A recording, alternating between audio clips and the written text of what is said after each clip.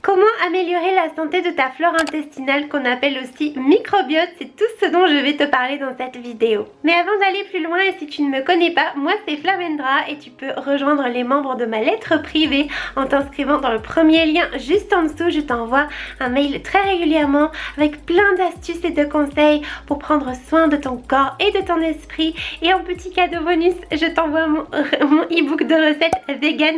Donc c'est totalement gratuit et ça se passe dans le premier lien. Coucou ma belle plante, c'est Flamendra. Alors comme tu l'as vu, on va parler aujourd'hui des prébiotiques et des probiotiques pour améliorer la santé de ta flore intestinale. Donc tout d'abord, qu'est-ce qu'un probiotique et qu'est-ce qu'un prébiotique? Parce que oui, c'est pas les mêmes choses. Les probiotiques, c'est tout simplement les bonnes petites bactéries qui vivent dans ton intestin. Parce que oui, dans ton intestin, il y a plein de bactéries. Mais rassure-toi, il y a des bactéries qui sont très bonnes. Et c'est justement ces bactéries-là qu'on appelle les probiotiques. Elles aident justement ton corps à bien assimiler les aliments et à permettre une bonne santé de ta flore intestinale sur le long terme. Ce qu'il faut savoir, c'est que ces bonnes bactéries là, tu peux en trouver dans ton alimentation. En fait, il te suffit de manger certains aliments pour justement venir faire en sorte d'apporter ces bonnes bactéries à ta flore intestinale. Tu peux notamment en trouver dans tout ce qui est produits fermentés, comme par exemple la pâte de miso. Alors si tu ne connais pas, c'est une pâte qui est issue de soja fermenté. Elle est très utilisée en cuisine asiatique, moi personnellement j'adore. Et ça, tu peux en trouver en magasin bio ou dans des magasins asiatiques. Mais tu en as aussi dans la sauce soja, donc ça c'est plus connu, tu sais, c'est quand tu manges des makis, des sushis, c'est la petite sauce qui accompagne.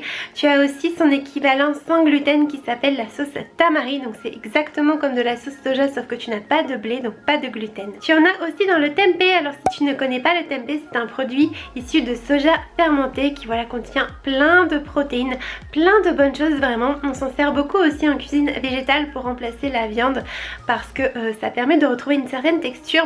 C'est riche en protéines et c'est aussi riche en probiotiques. Donc tu vois, c'est vraiment un aliment miracle. Et ça, tu peux en trouver en magasin bio ou bien sur des sites internet. Moi je commande le mien par exemple chez Quasi-Demi. D'ailleurs j'ai un petit code promo si jamais tu veux découvrir leur site. Ils font plein de produits vegan, zéro déchet, comme ça. Enfin moi j'adore, donc je te mettrai mon code promo juste en dessous si ça t'intéresse. Tu vas aussi en avoir dans des produits un peu moins connus comme par exemple le kimchi. Alors le kimchi, c'est une préparation coréenne à base de légumes fermentés. Tu as des épices, c'est assez pimenté. En général quand on n'a pas l'habitude ça fait un petit peu bizarre, mais voilà, c'est aussi excellent et c'est aussi très riche en probiotiques. Tu peux également en trouver dans les yaourts et aussi dans des boissons comme par exemple le kéfir ou le kombucha qui sont deux boissons fermentées. Donc le kombucha, c'est du thé en fait, c'est du thé qui est pétillant, qui se boit froid. Donc voilà, ça peut paraître un peu bizarre dit comme ça, mais c'est excellent pour ta santé. Et enfin, tu peux parfois trouver aussi du tofu lacto-fermenté en magasin. Donc ça, on en trouve plus en magasin bio. Mais voilà, en fait, tout ce qui est produit fermenté comme ça ou lacto-fermenté, même tout ce qui va être les légumes, tu sais, que tu mets à fermenter dans des bocaux, ça va être vraiment excellent pour ta flore intestinale. Tu l'as vu, pour les probiotiques, ce ne sont que des aliments fermentés. Et en fait, les aliments fermentés, c'est une excellente source de nutriments pour ton corps. Tout simplement parce que ce sont des aliments vivants. Et toutes les vitamines de ces aliments-là, elles sont non seulement préservées, mais elles sont décuplées par le processus de fermentation. Donc tu as encore plus de nutriments. Consommer ce genre d'aliments, ça va vraiment permettre de rééquilibrer ton microbiote. Ça va permettre le bon fonctionnement de ta flore intestinale et ça va aussi renforcer ton immunité globale. Et ensuite, on va donc avoir les prébiotiques. Alors, qu'est-ce que c'est que les prébiotiques? En fait, c'est la bonne nourriture des probiotiques, des bonnes bactéries qui se trouvent dans ton intestin. Donc tu vois, tu viens apporter des bonnes bactéries via un certain type d'aliments qui vont donc se mettre dans ta flore intestinale.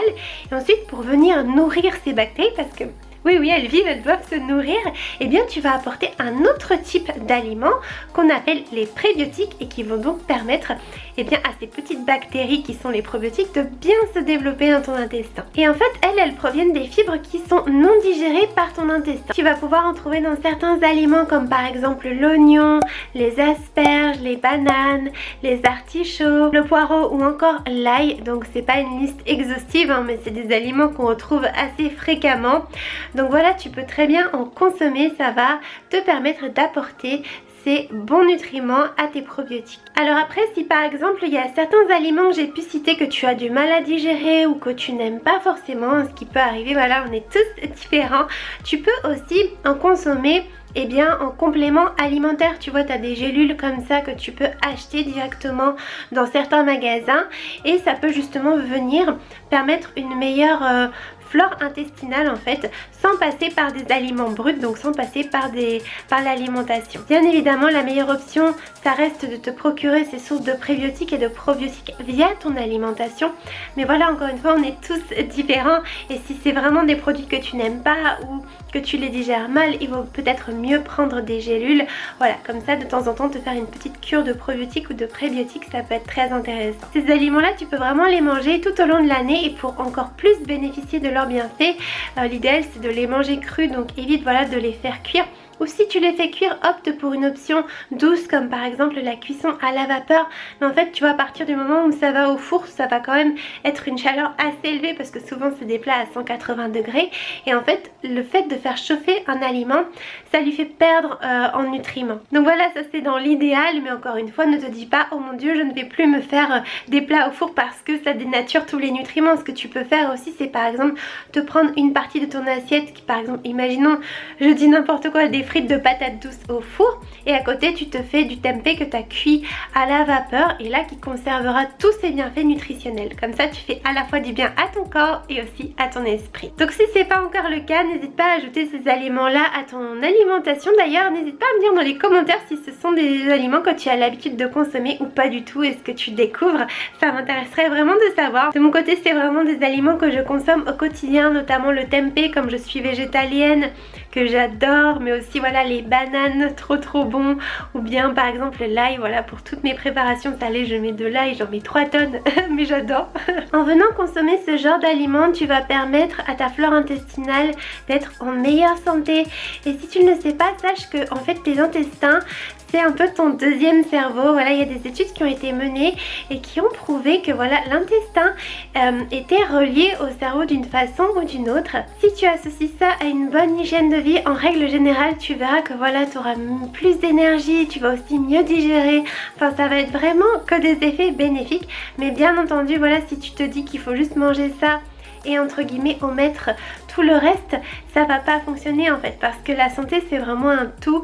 Il faut prendre soin de son alimentation mais aussi de son hygiène de vie, voilà, de bouger, de s'hydrater aussi, de bien dormir, enfin tu vois c'est tout un ensemble de choses. Donc c'est pas une pilule magique mais c'est des choses que tu peux intégrer dans ton alimentation pour améliorer ta santé de façon générale. Merci d'avoir regardé cette vidéo, n'hésite pas à lui mettre un petit pouce, à t'abonner à ma chaîne pour ne pas manquer les prochains contenus. Moi je te fais plein de bisous, prends soin de toi.